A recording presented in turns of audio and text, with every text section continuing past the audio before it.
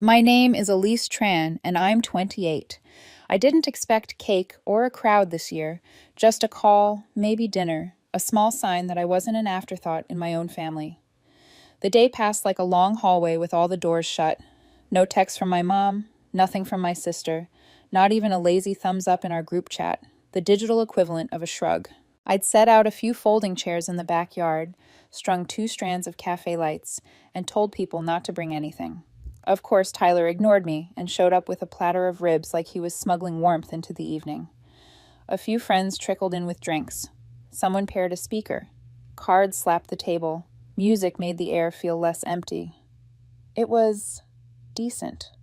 Except every time my phone lit up, my stomach lifted, then fell.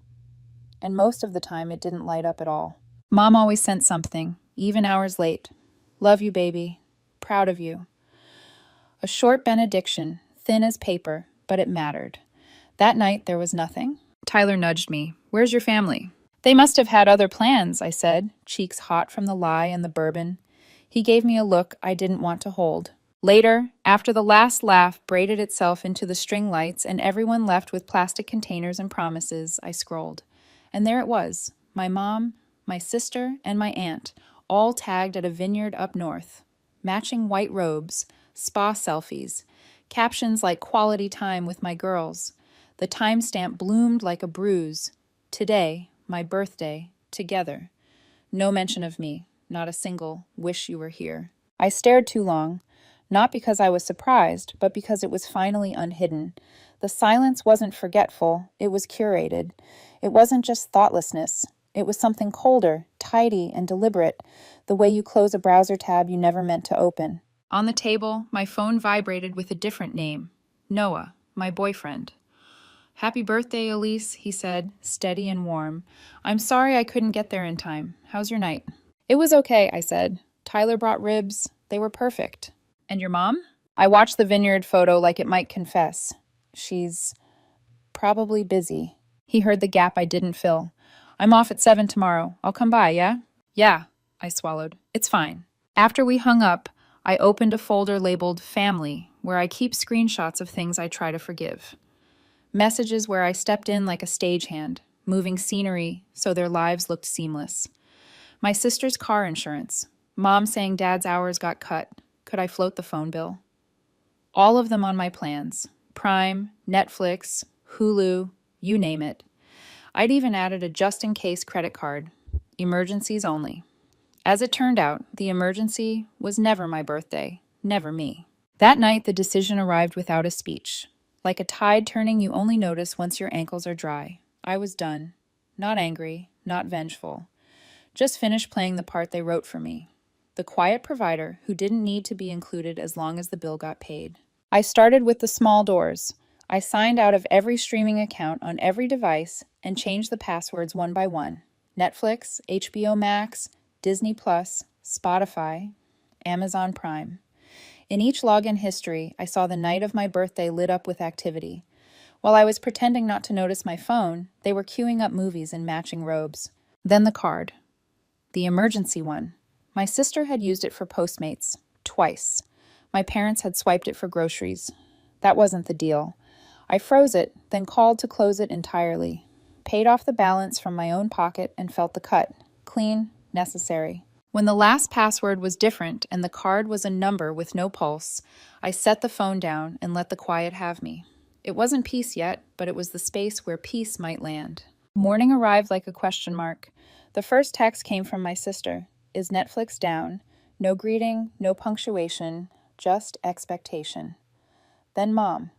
Your dad's card isn't working. Can you check it? I didn't answer. Another ping. We're at the store and the card keeps declining. What's going on? The tone climbed a ladder from puzzled to inconvenienced to urgent, but never to sorry. I poured coffee and watered the rosemary Amos planted along the back fence years ago. He taught me you can coax green out of neglect if you show up with water and patience. It was the only thing in our yard that never took more than it gave. The bank called. Hi, Ms. Tran, we received a report of potential fraud. No fraud, I said. Just a boundary. Silence, the click of a keyboard. Understood. Later, Noah showed up with a brown paper bag and the kind of hug that makes you want to tell the truth. He set the bag down. Egg sandwiches, from the place you like. I told him about the vineyard and the spa robes and the captions. I told him about the passwords and the card and how I slept like a person who finally stopped keeping a dying thing alive. He nodded, then hesitated. I'm with you, he said. Just be ready. When people are used to your yes, your no sounds like a betrayal. I know. And your sister? Your mom? They're not going to ask what they did. They're going to ask what's wrong with you. I know, I said again, and felt a small, stubborn flame in my chest. I want them to feel the distance they built, not so they hurt, so they notice. Noah didn't press. He never did. He washed the 2 dishes we'd used and set them to dry, like he was smoothing a wrinkle in the day. Before he left, he said, I'm here, whatever this looks like. After he was gone, the house exhaled. My screen was a chorus. Missed calls, new messages. I didn't open them. I didn't want their words to rearrange mine. I went for a walk instead, past porches that wore pumpkins out of season and wind chimes that argued with the breeze. By the time I got back, the sun was lower and the dread had drained to something steadier. Resolve, maybe. I thought about every favor I'd floated them like a bridge they never saw. How many weekends I'd canceled to drive Mom to appointments. How often I'd fronted money when Dad got behind. How I'd let my sister crash on my couch after breakups, no questions asked. I gave, and it felt like background noise to them. A hum the house made while they lived their lives. Abandoned, I typed into the Notes app, then deleted it. That was the word they were going to use. They'd bend it like wire around the shape of this moment until it held a story where I was the villain who turned off the lights. That evening, I opened Instagram again. Among the comments under the vineyard photo, a familiar username flickered. Sienna, Noah's ex. A heart emoji. A comment about girl time with my sister's handle tagged, like she'd always belonged there. It shouldn't have stung. It did. Not because I feared Noah, he had been nothing but steady, but because it confirmed what I felt. The circle I wasn't in had been closing for a while. The next day would be the real cliff, the phones, money they could ignore, a missed birthday they could justify. But taking away their connection to the world, that would force them to see the hands that held their convenience. Mine. I sat at the kitchen table that still smelled faintly of rosemary and typed in the family plan portal. 5 lines under my name. I pictured each device like a window I'd been paying to keep open in a house I no longer lived in. I took a breath and began to close them, one by one, until only my number remained. 15 minutes. Cheaper for me, devastating for them. Before I hit confirm, I whispered, "This is not revenge." Saying it out loud anchored me to the why. It was a measure, not a knife. A boundary, not a performance. Then I pressed the button and let the quiet settle in, not as a punishment, but as proof of what happens when the person you only call for help stops answering, and you have to hear what the silence has been saying all along. The first pings came like pebbles against a window. "Sister, is Netflix down?" "Mom, your dad's card isn't working. Can you check it?" "Sister again. Hulu says password changed. Send it." No greetings, no names. No, I'm sorry. Expectation dressed as urgency. I brewed tea and let their messages stack. The steam rose in a thin line, and I watched it the way you watch a road in heat, shimmering, not quite real. By noon, the tone shifted from casual inconvenience to alarm.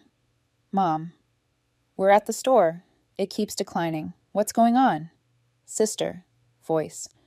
"Elise, pick up. This is ridiculous. I needed one thing today." Ridiculous. One thing. As if the Vineyard Post didn't exist. As if my birthday was a rumored weather event that never reached their street. The phone rang again. Unknown caller. I let it go to voicemail. Then another number. Local. I answered. "Ms. Tran, this is Daniel from your mobile provider. We noticed multiple lines on your account were recently canceled. We're calling to confirm." "Confirmed," I said. A pause, keys tapping. Just ensuring there wasn't a mistake, 4 secondary lines were removed at once. "No mistake," I said, and before he could slide into a script, I added, "Please add a note. Changes were made by the primary account holder." Another pause, softer this time. "Understood." By late afternoon, a Facebook message arrived from my sister's account, sent from a cafe's Wi-Fi if the geotag was to be believed. "Sister, you really cut off our phones? Are you out of your mind?" Then another. Mom and Dad are stranded. They can't call anyone. Then, you're punishing us because we had plans? Grow up. I stared at the cursor blinking in the reply box. A whole essay rose up. I paid for your plans. For years. I swallowed my loneliness to fund your convenience. I closed the app without typing a word. Silence was finally doing what my explanations never could. At dusk, my inbox dinged. Subject: urgent. Call me. From Mom. The body read like a message from 2005. We can't reach anyone. We're locked out of important services. Your father's pharmacy needed to confirm something. We have no way to call. This is not how family behaves. Please fix it. Family, I said aloud to the empty kitchen. The word felt like a coat they wanted me to put on while they took the warmth. Feet on the porch steps. I didn't look up. I knew the pattern of that climb. Noah opened the door with the carefulness of someone entering a sick room. Hey, he said, holding up a bag. Soup. I let him in. He set the bag down and waited, hands in his pockets. I read him the messages, the call, the email. He didn't interrupt. When I finished, he leaned on the counter and asked, Do you want me to be angry with you or for you? For me, I said. Okay, he nodded. Then I'm angry for you. He exhaled. You set a boundary. They're calling it an attack. That's classic. He hesitated. Did you tell them you changed the phone plan? I didn't tell them anything, I said. I'm done narrating my kindness. He came closer, a steadying presence. They're going to escalate. I know. And Sienna posted a story with your sister earlier, he added, wincing like it was a splinter he had to confess. Vague quotes about betrayal. It's bait. I felt the sting, then the numbness behind it. Let it be bait, I said. I'm not biting. When Noah left for a late shift, the house was a shell with 2 bowls drying in the rack. I walked from room to room, turning off lights like closing curtains after a play. In the bedroom, my phone flashed with Dad across the screen. I answered. What the hell is going on, Elise? No greeting, no preface, just swing, no wind-up. Why are you acting like this? I stopped acting, I said quietly. You changed all the passwords? You canceled the phones? If you had a problem, you could have come to us. Instead, you went nuclear. There it was, the script he preferred. I was dramatic, disordered, a weather system to be waited out. You skipped my birthday, I said. Not by accident, on purpose. You posted a trip with your girls. He huffed. One day. You're burning everything down over one day. One day, I repeated, tasting the hollow. Do you think that was the first day you left me out? He didn't answer. Parents rarely answer when the child they starved of warmth suddenly speaks in a voice that refuses to feed them. He pivoted. Just undo it. Your mother is upset. Your sister can't even log into her bank. We look ridiculous. We? I asked. Or you feel inconvenienced? Elise, he said, tone softening. Into a worn-in plea I recognized from every time he wanted me to stand down. You're better than this. I am, I said, and that's why I'm done. He inhaled sharply, then went quiet long enough that I could hear whatever TV he'd left on in the other room. Fine, he said at last. Anger turned to ice. If you want to be selfish, be selfish. Selfish, I repeated, dead calm. Got it. I hung up. My hands shook afterward, not with fear, but with the chemical afterburn of holding steady. In the bathroom mirror, my face looked like my mother's and not at all like hers. Same bones, different story. Midnight. Another email from Mom, not frantic now, measured, almost polite. I'm disappointed in your choices. You should have come to us like an adult. Cutting us off makes you selfish. The word landed with the clink of a dropped coin that had rolled under every argument we'd ever had. Selfish for not funding your lives. Selfish for wanting a call.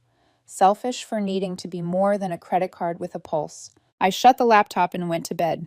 The ceiling fan spun a slow halo. Somewhere just before sleep, I remembered something. Last year's hotel points had vanished faster than they should have. At the time, I thought I'd miscounted. Now a thin thread tugged at me. I got up, padded back to the table, and opened my rewards account. There it was, the Vineyard Weekend.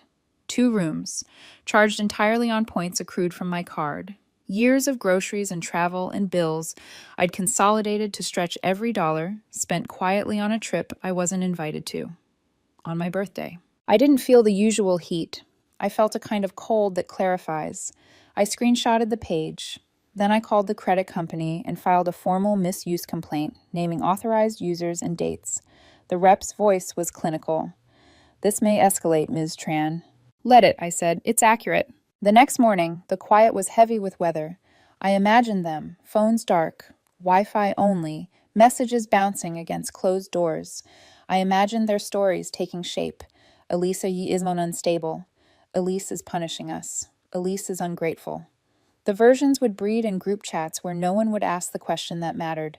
What had they done to make this necessary? By afternoon, cousins I hadn't spoken to in months began to send neutral probes. "Hey, your mom seems really hurt. Maybe just talk before this goes too far? We all make mistakes, Elise. She's still your mom." I didn't reply. I had explained myself for years by doing. My silence was the first sentence I'd written that wasn't edited by someone else's comfort. A number I recognized, reluctantly, flashed again. Noah. I picked up. "They're calling around," he said, "painting you as gone off the deep end." He paused.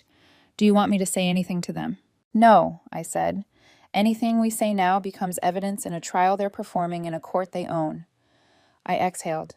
"Just hold the line with me." "Always," he said. At sunset, the doorbell rang. For one wild second, I thought, "Mom." An apology, a human face. It was a package. Return address, the mobile provider, confirming changes to my account.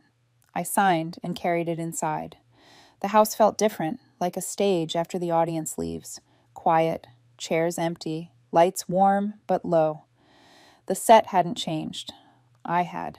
That night, my sister posted a long story with pale text on a dark background. People forget where they came from.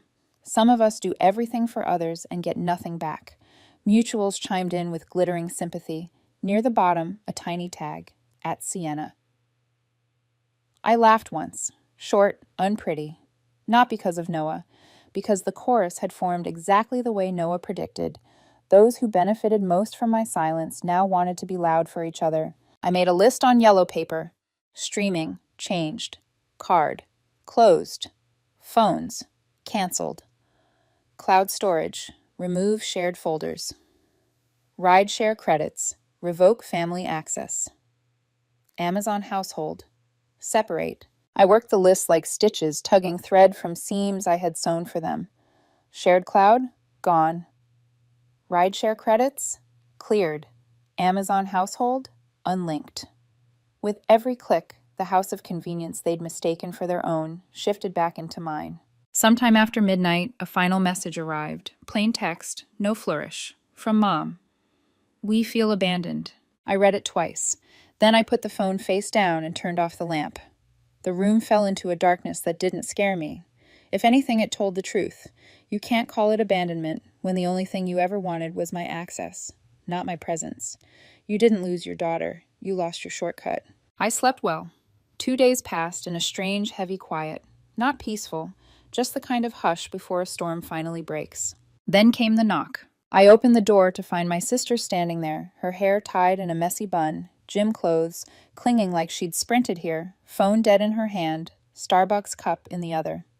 She looked both cornered and confident, like she couldn't decide if she was here to fight or negotiate. "Can we talk?" she asked, brushing past me before I answered. She sat on the couch, scanned the room like she was expecting allies to appear from behind the curtains. "So, did you have your little moment? Are you ready to fix things?"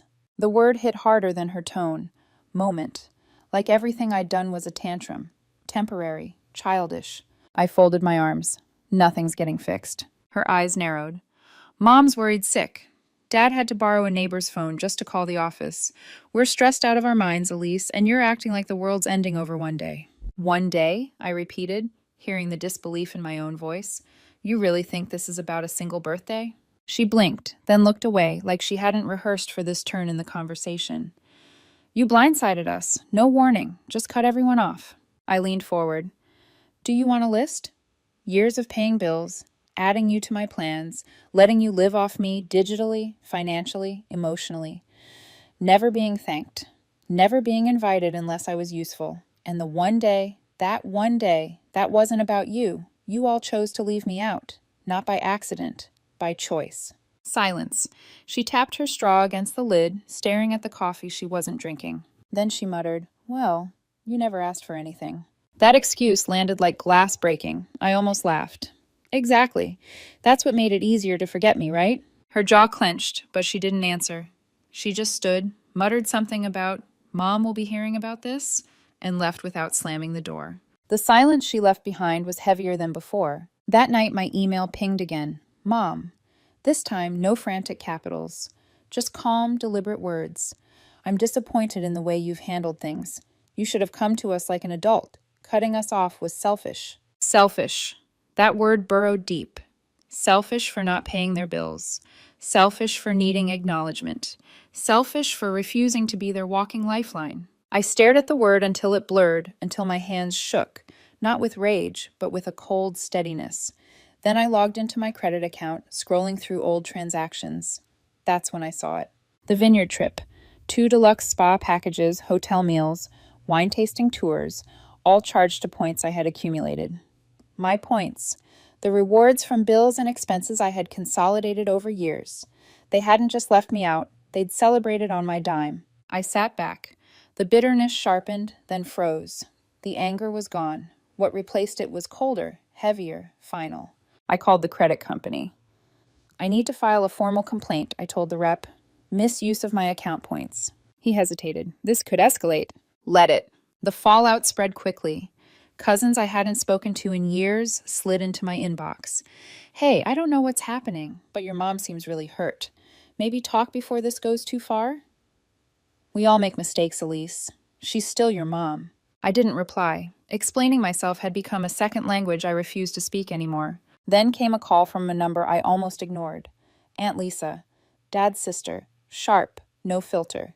I've heard about 10 versions of this, she said. 9 of them sound like crap. What actually happened? I told her everything. No sugarcoating, no pauses to soften the blow. The birthday, the spa trip, the years of financial cover-ups, the fraud alert, the accusation of selfishness. She listened without interrupting, just the sound of her breathing steady through the line. Then she said, "Yeah, that tracks." Am I going too far? I asked. No, she said firmly. You're just the first one to stop pretending they're not selfish. Her words hit harder than any insult my family had thrown at me, because they were true. That's exactly what it had been all these years. Pretending. Pretending we were close. Pretending my effort mattered. Pretending I wasn't just a safety net they'd trample when they felt like leaping. That night, while I scrolled, I noticed something else. My sister had posted another vague story on Instagram. Some people bite the hand that feeds them. Sad when family betrays you. The comments flooded in. You've done so much for people, babe. They don't deserve you. I laughed out loud. A dry, humorless laugh. I had footed her entire digital life for 5 years, and now she was the one painting herself as the betrayed. Noah called later. You okay? I'm fine, I said, though my voice cracked. You don't sound fine, I sighed. It's not just about me cutting them off. It's the story they're building. I can already see how it spreads. I'm selfish, ungrateful, unstable, and the worst part, people will believe it. Noah was quiet for a moment. Then he said, the people who matter won't, and the ones who do believe it, maybe they never mattered. I wanted to believe him, but I knew how deep family stories run. Still, for the first time, I realized something important. Maybe this wasn't about waking them up. Maybe this was about finally waking myself up. The quiet didn't last long. People like my family can't stand silence. Not when silence means they're not in control. First, it was Mom's friend from high school, calling out of nowhere. Your mom is devastated, Elise. She misses you. She's afraid she's lost you forever. Her voice was syrupy, rehearsed. But what stuck with me was what she didn't say. Mom hadn't picked up the phone herself. She hadn't said the words that mattered. I'm sorry, I was wrong. She'd sent someone else to soften me up. That night, I sat at the kitchen table and drafted one final message. Not to start a fight, just to end it. I didn't cut you off over one birthday. I cut you off because you've spent years showing me I was only valuable when I was useful. You left me out of your lives, and I finally believed you. I'm not angry anymore. I'm just done. I sent it to Mom, Dad, and my sister. Then I blocked them. The next day, Tyler showed up on my porch with tacos in one hand and a 6-pack in the other. He didn't say a word at first, just cracked a beer, handed it to me, and sat down. We ate in silence until he finally muttered, Your mom's been calling everyone. Says she wants to fix things. I looked at him. Fix what? He shrugged. Didn't say. Just that she didn't mean to hurt you, that things got out of hand. Did she admit what she actually did? I asked. Tyler didn't answer right away. He took another sip, then shook his head. No, just that it's gone too far and she wants you to come back around. Come back around. The phrase sat heavy in my chest. Not we want to make this right. Not we finally understand how we failed you. Just come back around. Like I was the one who'd wandered off. Like all I needed to do was return to the fold. The fold where I paid their bills, kept my mouth shut, and let them pretend none of it ever happened. I didn't say much more. Tyler knew where I stood. When he left, he squeezed my shoulder like he was pressing approval into my skin. That same night, an email arrived from Mom. Subject: let's fix this. I almost deleted it, but something made me click. The body was short. I never wanted it to come to this. I've made mistakes. I see that now. But we're still your family. Come home. Let's talk. Let's fix this. We love you. We forgive you. We forgive you. I stared at the screen until the words lost their shape. Forgive me? Like I was the one who left them out of a birthday trip. Like I was the one who drained their accounts and locked them out of their own lives. Forgive me for refusing to be erased? There was no, we're sorry, no, we were wrong. Just a soft suggestion that both sides had messed up equally and that I should be the one to mend it. I didn't reply. Instead, I finished what I started. I combed through every account, every tie, every place my name or email kept their lives running smoother. Old rental applications, a shared Costco membership, even a gym account I'd forgotten I'd opened with my sister. I pulled myself out of everything. Every trace of me in their logistics, gone. 2 days later, a real letter showed up. Blue ink, sloppy handwriting. 3 pages from Mom. We miss you. We love you. You're our daughter. Then the careful apology. I'm sorry if you felt left out. That was never our intention. If you felt, the apology that isn't one. As if I'd misinterpreted, as if being excluded was a misunderstanding I should forgive. The next paragraph was worse. Things have been so hard for us lately. Dad is struggling with payments. Your sister's job isn't stable. We could use a little help until we get back on track. And then the kicker. We're ready to forgive you whenever you're ready to come back. I folded the letter, slid it back into the envelope, and dropped it straight into the trash. That was the day I decided to leave. Not for a weekend, not for a reset, for good. I packed quietly, telling no one. Not even Noah at first. He had a steady job here, roots he couldn't just tear up. But when I told him, he didn't argue. I get it, he said softly. I'll visit. We'll figure it out. For the first time in years, I felt a spark of something I hadn't allowed myself. Freedom. The morning I drove out, the city behind me shrinking in the mirror, I didn't cry. I didn't second guess. I didn't even turn the radio on. 16 hours later, I pulled into a different state, a modest rental, waiting with bare walls and quiet air. For the first time, no one knew where I was. No one expected anything. My name wasn't on someone else's bill. I wasn't the emergency contact, the fallback, the fixer. I was just Elise. The first 3 weeks in the new place felt unreal. The nights were so quiet, I almost couldn't sleep. No buzzing notifications, no vague guilt messages, no one asking for favors. At first, the silence felt like a wound. Then it started to feel like air in my lungs. I cooked simple meals. I paid only for my own accounts. I watched shows that I wanted to watch, without wondering who was using my logins at that very moment. Slowly, the life I'd always carried for everyone else dissolved, and what was left was just mine. Then came the voicemail. I didn't recognize the number, but curiosity won. My sister's voice spilled out, thinner than I remembered. I know you're probably not going to listen, but I don't know what else to do. Mom cries almost every day. Dad keeps checking the mailbox for a letter that's not coming. Just let us know you're alive. She didn't sound angry. She sounded tired, worn down. But even then, she never said the words that mattered. Not once. We were wrong. I deleted the message. A few days later, an email landed. From Dad. Just 2 lines. I know you've made your decision. I respect that. Just know that I was wrong. We all were. You didn't deserve any of it. I read it once. My breath caught, but I didn't cry. I didn't respond either. I let it sit in my inbox, unopened again after the first read, like a relic in a glass case. Too late to change anything. But at least it existed. Some people never even get that. After that, the noise finally stopped. No more cousins sliding into my messages. No more friends of Mom calling to smooth things over. Just Quiet. One weekend, Tyler found me. He stood on my porch with his usual grin and a bag of takeout. So this is where peace lives now, huh? We ate together, trading easy conversation. At one point, I admitted, I don't hate them. I'm just finished. I can't go back. He nodded. They keep saying they lost you. But they never really had you, Elise. They just had access. The truth of it hit me harder than any apology could. They hadn't lost a daughter or a sister. They'd lost the version of me who tolerated being used, forgotten, dismissed. Once that version was gone, there was nothing left for them to hold on to. Now, every so often, a holiday card slips into my mailbox. No return address. Just thinking of you, signed by mom or dad. I don't respond. But I don't throw them away either. I keep them in a drawer, not because I'm holding on, but because they remind me how far I've come. Forgiveness doesn't always mean going back. Sometimes it means moving forward without dragging the weight behind you. I didn't burn the bridge, I just crossed it, and I never plan to return.